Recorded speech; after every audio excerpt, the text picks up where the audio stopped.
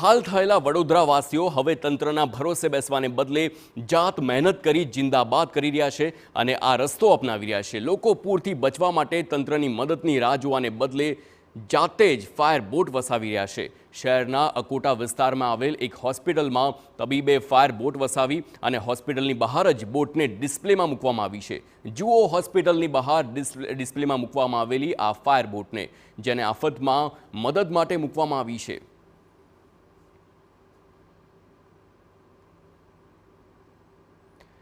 તો ગયા મહિને વિશ્વામિત્રીના વિનાશક પૂરમાં વડોદરાના હાલ બેહાલ થઈ ગયા હતા। પૂરના પાણીએ એવી તો તારાજી વેરી કે વડોદરા શહેર પડી ભાગ્યું હતું। પૂરમાં આજ હોસ્પિટલમાં દાખલ દર્દીઓ અને સ્ટાફના 30થી વધુ લોકો ફસાયા હતા અને મહામહેનતે તેમનું રેસ્ક્યુ કરવામાં આવ્યું। ત્યારે પૂરના પાણી ઓસર્યા બાદ પહેલેથી જ તૈયાર રાખવા માટે તબીબના મિત્રએ હોસ્પિટલને ફાયર બોટ ભેટ આપી છે।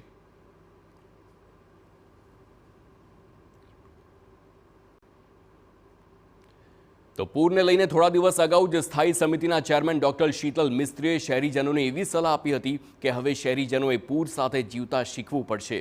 નાગરિકોએ ટ્યુબ, તરાપા અને બોટ વસાવવા પડશે। ત્યારે હવે જેમ ચેરમેને સુફિયાણી સલાહ આપી, તેમને જાણે કે વળતો જવાબ આપતો હોય એમ હોસ્પિટલે બોટ વસાવી લીધી છે। જોકે હોસ્પિટલના તબીબનું કહેવું છે કે માત્ર દર્દીઓની સુરક્ષા માટે બોટની વ્યવસ્થા કરી છે, બીજો કોઈ આશય નથી।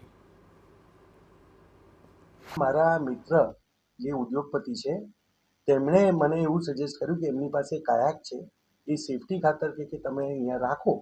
એટલે પૂર ઉતર્યું એના બીજા જ દિવસે અમને કાયાક આપી હતી અને કાયાક અમે નોર્મલી બેઝમેન્ટમાં રાખીએ છીએ, પણ પાણી બેઝમેન્ટમાં ભરાઈ જતા મારે કાયાક બહાર રાખવી પડી હતી।